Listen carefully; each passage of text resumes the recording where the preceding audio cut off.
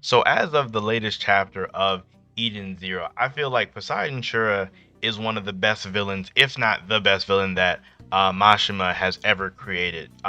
Just everything that Shura does and just his place in the story has been phenomenal so far. And it's one of those things where I feel like Shura isolated, like outside of the story, really isn't that great. But when you pair him with a protagonist like Shiki, it makes his character stand out all the more because of the contrast that they have towards each other, which honestly I feel like is what's really making him stand out. Like it seems like everything he does, everything he stands for, is against every fiber of Shiki's being, and I feel like that is really like it's really propelling him to another level in terms of antagonists or in terms of villains in series, like especially as far as like new gen series are concerned, because you could argue that like new gen villains are seem to be a bit lacking, but not with Shura.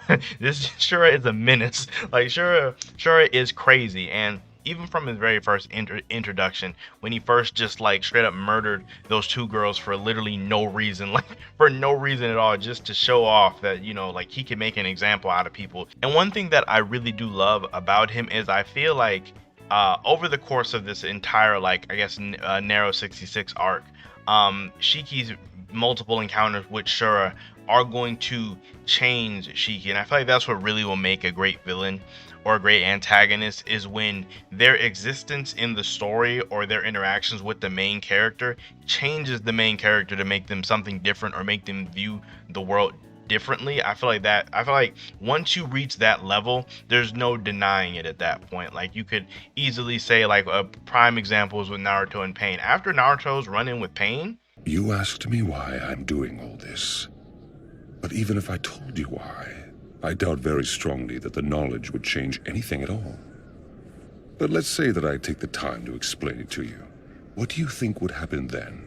I have nothing to say to you. there's definitely no denying that like everything that Shura has done thus far is like is basically making Shiki different to the point where he's even reacting differently to his friends. And honestly, and to me, I feel like Shura has done this in three major areas. And like the first of which would be, basically saying he's going to kill all of the bots in the IOE cosmos, which Shiki's one of his main things is that he wants to prove that like robots and people can interact together, that they can get along, that that they can be seen, that they can see each other as equals.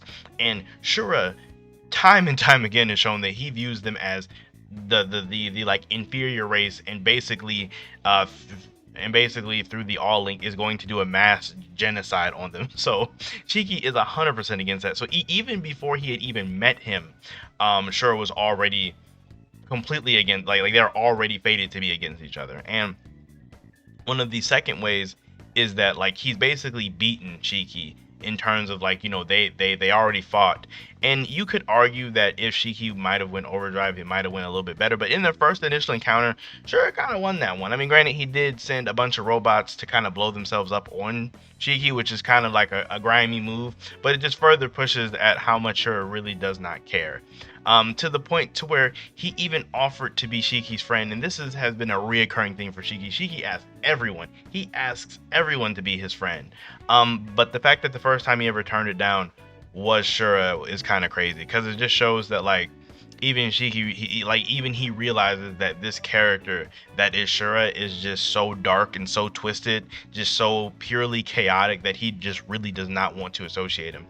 Which already right there is a big moment for Shiki, which that's actually just huge. And I feel like the last major thing that really got that was displayed earlier, but especially in this chapter, is that Shura has just completely violated everything that Shiki holds dear, in terms of when he attacked the Eden Zero, left Hermit and sister on the ground broken, and then kidnapped Witch. And then we got to finally see in this chapter, or I guess we've seen leading up, that he was torturing her, as well as he's basically left her on the ground for Shiki to walk in and just see that. And it just left it's just an actual callback to when Shura said, I can't wait to see the look on your face after I've broken your three androids. And he's done that. I mean, granted, sister and Herman are still up and about, but it like Shura still was the one who to go up there and break them. He's broken all three of Shiki's androids. He's broken all three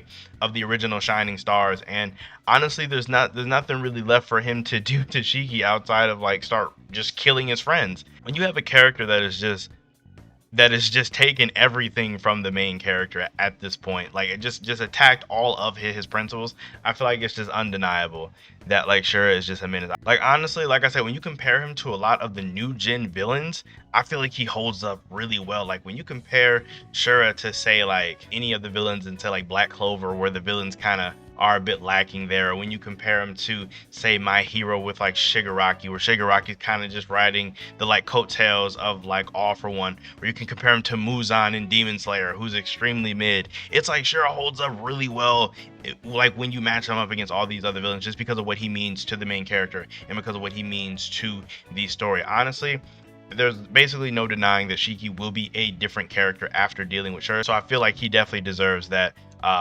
respect. And also, who just doesn't love a chaotic villain? So honestly, I'm really excited to see where the rest of this goes for Shura. Like I'm not seeing a lot of ways that he could be ruined, or that like Mashima could ruin his character, especially with Mashima's track record. He typically is really solid on most things that he does. But I'm really just here to say that Shura is one of the better new gen villains, and I really think people need to be like on the lookout for him, or just be checking out him in Eden Zero, because he has been amazing so far. So let me know how you guys are feeling about Shura down below. Do you guys think he is one of the better new gen villains? Like, how do you feel about him in his place in Eden Zero? Do you think so far that he is the best Eden Zero villain, or do you think he still needs a little bit of work? I am just kind of curious to know what you guys think on this one. So just let me know all that stuff down below. Make sure you guys leave a like on the video, so subscribe to this channel for more content. I do appreciate all you guys' support.